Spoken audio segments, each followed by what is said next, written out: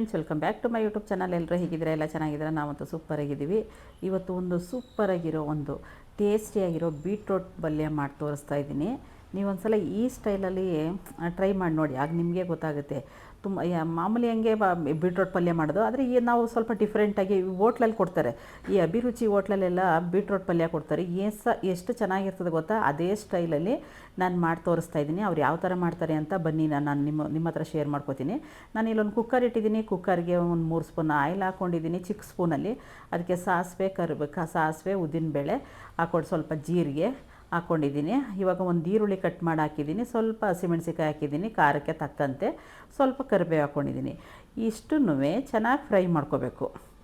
ಇಷ್ಟನ್ನು ಚೆನ್ನಾಗಿ ಫ್ರೈ ಮಾಡಿ ಈರುಳ್ಳಿ ಸ್ವಲ್ಪ ಮೆತ್ತೆ ಆಗೋ ತನಕ ನಾವು ಚೆನ್ನಾಗಿ ಫ್ರೈ ಮಾಡ್ಕೋಬೇಕು. ಹೊಸದಾಗಿ ನಮ್ಮ ಚಾನಲ್ ಯಾರಾದರೂ ನೋಡ್ತಾ ಇದ್ರೆ ದಯವಿಟ್ಟು ಸಬ್ಸ್ಕ್ರೈಬ್ ಮಾಡ್ಕೊಳ್ಳಿ, ಬೆಲ್ಲೈಕನ್ ಪ್ರೆಸ್ ಮಾಡಿ, ಪ್ಲೀಸ್ ಸಪೋರ್ಟ್ ಮಾಡಿ, ಪೂರ್ತಿಯಾಗಿ ವಿಡಿಯೋ ನೋಡಿ.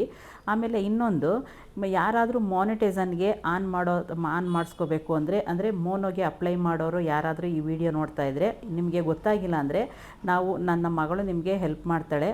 ನನ್ನ ಮಗಳು ಎಲ್ಲ ಹೇಳ್ಕೊಡ್ತಾಳೆ. ಬೇಕಿದ್ದರೆ ಅದಕ್ಕೆ ಅಂತ ಸ್ವಲ್ಪ ಚಾರ್ಜ್ ಮಾಡ್ತೀವಿ. ನಮ್ಮನ್ನು ಕಾಂಟ್ಯಾಕ್ಟ್ ಮಾಡಿದ್ರೆ ಖಂಡಿತ ನಾವು ಹೇಳ್ಕೊಡ್ತೀವಿ. ನೋಡಿ, ಇಲ್ಲಿ ನಾನು ಫ್ರೆಶ್ ನಾನು 3 ಬೀಟ್ರೋಟ್ ತೊಗೊಂಡಿದ್ದೆ. ನೋಡಿ, ನಾವು ಈ ಸೈಜಾಗಿ ಕಟ್ ಮಾಡಿಟ್ಟಿದ್ದೀನಿ. ಆದಷ್ಟು ಚಿಕ್ಕದಾಗಿ ಕಟ್ ಮಾಡಿ ಇಟ್ಕೋಬೇಕು. ನೋಡಿ, ಈರುಳ್ಳಿ ಸ್ವಲ್ಪ ಮೆತ್ತಗಾಯಿತು, ಸಿಮ್ಮಲ್ಲಿ ಇಟ್ಟಿದ್ದೀನಿ. ಜಾಸ್ತಿ ಹೈ ಫ್ಲೇಮಲ್ಲಿ ಇಟ್ಟರೆ ಈರುಳ್ಳಿ ಕಪ್ಪಗಾಗುತ್ತೆ. ನಾನು ಈಗ ಬೀಟ್ರೋಟ್ ಕಟ್ ಮಾಡಿದ್ನಲ್ಲ ಅದ್ರ ಒಳಗಡೆ ಸೇರಿಸ್ತಾ ಇದ್ದೀನಿ. ಸ್ವಲ್ಪ ರುಚಿಗೆ ತಕ್ಕಷ್ಟು ಉಪ್ಪು ಸೇರಿಸ್ತಾ ಇದ್ದೀನಿ. ಇದನ್ನು ಚೆನ್ನಾಗಿ ಫ್ರೈ ಮಾಡಿ ಇಟ್ಕೋಬೇಕು. ಅನ್ನಕ್ಕೂ ಜೊತೆಗೆ ಇಟ್ಟಿದೆ, ಅನ್ನನೂ ರೆಡಿ ಆಗ್ತಾಯಿದೆ. ಅನ್ನ ಬೀಟ್ರೋಟ್ ಪಲ್ಯ ರಸ ಮಾಡಿದೆ ಇವತ್ತು. ಅದಕ್ಕೆ ರಸಮ್ಮ ನಾನು ವೀಡಿಯೋ ಮಾಡಲಿಲ್ಲ, ಬರೀ ಬೀಟ್ರೋಟ್ ಪಲ್ಯ ವೀಡಿಯೋ ಮಾಡಿದ್ದೀನಿ. ಸ್ವಲ್ಪ ಹಸಿ ವಾಸನೆ ಹೋಗೋ ತನಕ ಸ್ವಲ್ಪ ಕುದಿಸ್ಬೇಕು. ಒಂದು ಹೈ ಫ್ಲೇಮಲ್ಲಿ ಇಟ್ಕೊಂಡು ನೀರು ಹಾಕೋಕ್ಕೆ ಹೋಗಬಾರ್ದು. ಇದು ಫ್ರೆಶ್ ತರಕಾರಿ ಅಲ್ವಾ, ನೀರು ಹಾಕಬಾರ್ದು. ನೀರು ಹಾಕ್ಬಿಟ್ರೆ ನಮಗೆ ಟೇಸ್ಟ್ ಹೊರಟೋಗುತ್ತೆ. ಬೀಟ್ರೋಟ್ ಪಲ್ಯದು ಟೇಸ್ಟ್ ಹೊರಟೋಗುತ್ತೆ. ನೀರು ಹಾಕ್ತೇ ಮಾಡಬೇಕು, ಆವಾಗಲೇ ನಮಗೆ ರುಚಿ ಸಿಗೋದು.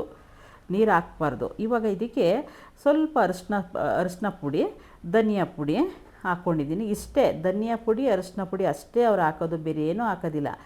ಖಾರಕ್ಕೆ ಅವರು ಚಿಲ್ಲಿ ಪೌಡ್ರ್ ಯೂಸ್ ಮಾಡೋದಿಲ್ಲ, ಅದಕ್ಕೇ ಹಸಿಮೆಣ್ಸಿಕಾಯಿ ಹಾಕ್ತಾರೆ. ಅವಾಗ ಎಷ್ಟು ಚೆನ್ನಾಗಿರ್ತದೆ ಗೊತ್ತಾ? ಬೀಟ್ರೋಟ್ ಪಲ್ಯ ಇನ್ನೂ ತಿನ್ನಬೇಕು ಅನ್ನಿಸ್ತದೆ. ಒಬ್ಬೊಬ್ಬರಿಗೆ ಬೀಟ್ರೋಟ್ ನೋಡಿದ್ರೇ ಆಗೋದಿಲ್ಲ, ಅಯ್ಯೋ ಬೀಟ್ರೋಟ ಬೇಡ ಅಂತಾರೆ.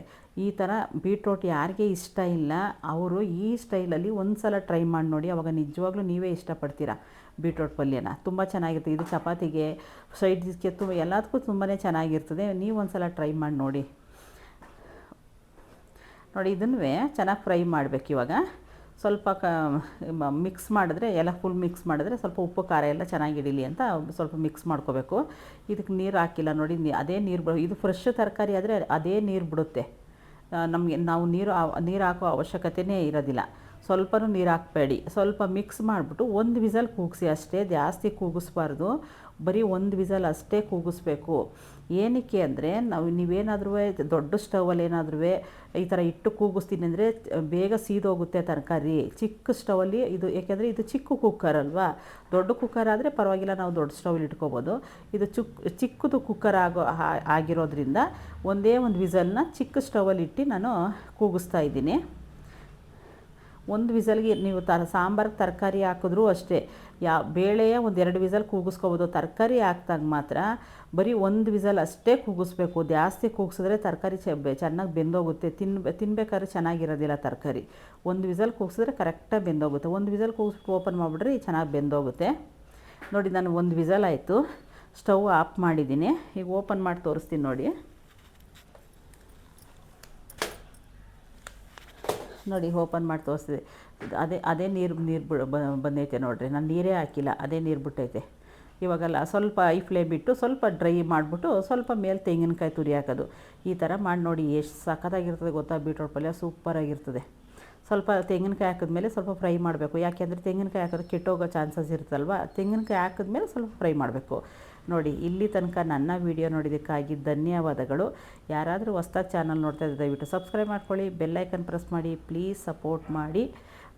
ಆದಷ್ಟು ಪೂರ್ತಿಯಾಗಿ ವಿಡಿಯೋ ನೋಡಿ. ಥ್ಯಾಂಕ್ ಯು ಎಲ್ಲರಿಗೂ, ಧನ್ಯವಾದಗಳು. ಮುಂದಿನ ವಿಡಿಯೋದಲ್ಲಿ ಸಿಗ್ತೀನಿ, ಓಕೆನಾ? Thank you.